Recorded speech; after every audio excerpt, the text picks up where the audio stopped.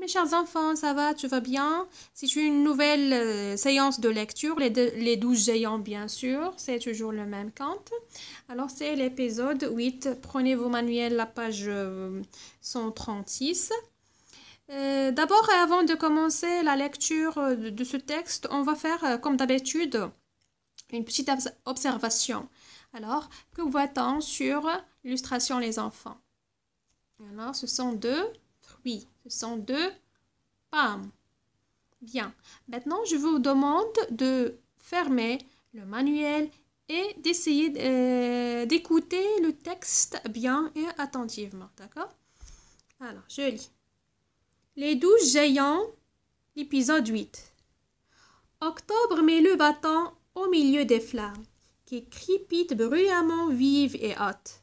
Une fois de plus, la neige s'évanouit, les arbres se couvrent de feuilles rouges et craquantes. Quelques fougères se dressent majestueusement. Ça et là, des pâquerettes parsèment le sol moussu. Maria pousse un cri. Au-dessus d'elle, un pommier tend ses branches chargées de fruits ronds, magnifiques. Octobre secoue le tronc et une pomme tombe, puis une seconde. Prends ces deux pommes et file, dit-il. Adieu! La jeune fille ramasse les fruits, remercie les deux mois et repart. À la vue de sa sœur brandissant les deux pommes, Anastasia croit devenir folle. Non seulement cette bêche revient saine et sauve, mais elle réussit des miracles. Anastasia s'empare des pommes et donne une à sa mère et croque l'autre. Elles sont juteuses, tendres, parfaites. Pourquoi n'as-tu ramené si peu, idiote? Grince Anastasia. Où est ton fichu pommier? D'accord, c'est bon les enfants, voilà le texte. Alors, de quoi parle le texte des enfants? De quoi s'agit-il? Que se passe-t-il cette fois-ci? Alors, ouvrez vos manuels et on va découvrir ça ensemble. Ouvrez vos manuels, s'il vous plaît, et essayez de suivre bien. Avec moi, je vais relire le texte pour une autre fois, d'accord? Les 12 géants, l'épisode 8. Octobre met le bâton au milieu des flammes. Pourquoi il a mis le bâton au milieu des flammes, les enfants? Parce que c'est son frère Janvier qui l'a demandé, oui ou non? Qui crépite bruyamment vive et haute. Une fois de plus, la neige s'évanouit. S'évanouir, les enfants, ici, le verbe s'évanouir, c'est disparaître, d'accord? Les arbres se couvrent de feuilles rouges et craquantes. Pourquoi les feuilles rouges, les enfants, et craquantes? Craquantes, ça veut dire croustillantes parce qu'elles sont sèches. Pourquoi les feuilles rouges? Pourquoi pas on n'a pas dit des feuilles vertes? Parce que ce n'est pas le printemps. C'est très bien. Quelques fougères se dressent majestueusement. Fougère, c'est une espèce de plante à grandes feuilles très découpées, d'accord? Et majestueusement, c'est avec majesté, d'accord? Elles sont bien magnifiques. D'accord? Ça et là, des pâquerettes parsèment le sol moussu. Moussu, c'est un adjectif qualificatif. Ça veut dire couvert de mousse. Alors ici, le sol est couvert de neige. Oui ou non? Maria pousse un cri. Au-dessus d'elle, un pommier tend ses branches chargées de fruits ronds magnifiques. D'accord? Octobre secoue le tronc et une pomme tombe, puis une seconde. Ici, secoue, c'est le verbe secouer, ça veut dire agiter. Octobre a agité le tronc d'arbre pour faire tomber des pommes, d'accord, les enfants? Et une pomme tombe, puis une seconde.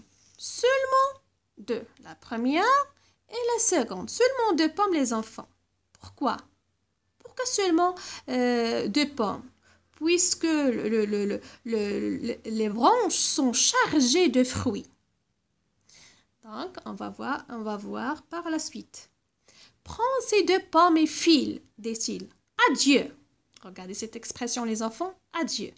Mais ce n'est pas comme au revoir, attention. Hein. Adieu, on dit adieu à quelqu'un que l'on ne veut pas le revoir une autre fois. D'accord? La jeune fille ramasse les fruits, remercie les 2 mois et repart. C'est qui la jeune fille? C'est toujours Maria, d'accord? À la vue de sa sœur brandissant les 2 pommes, Anastasia croit devenir folle. Non seulement cette pain bêche revient saine et sauve, mais elle réussit des miracles. Regardez cette expression, les enfants. Saine et sauve, ça veut dire sortir d'un mortel. Sain et sauve, ça veut dire sortir d'un mortel. Mais elle réussit des miracles. Qu'est-ce que ça veut dire miracle? Un miracle. C'est un nom masculin.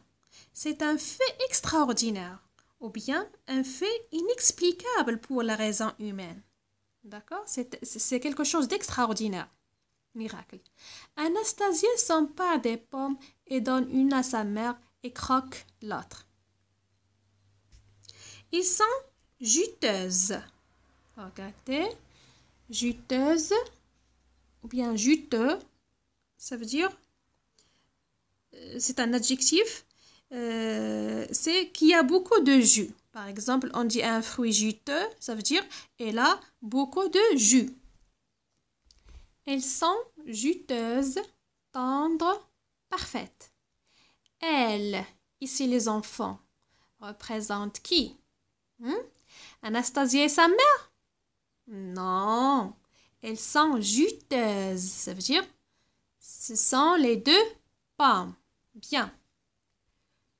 Pourquoi as-tu ramené si peu, idiote? Qu'est-ce que ça veut dire, idiote? Bien, idiot. C'est un adjectif qualificatif.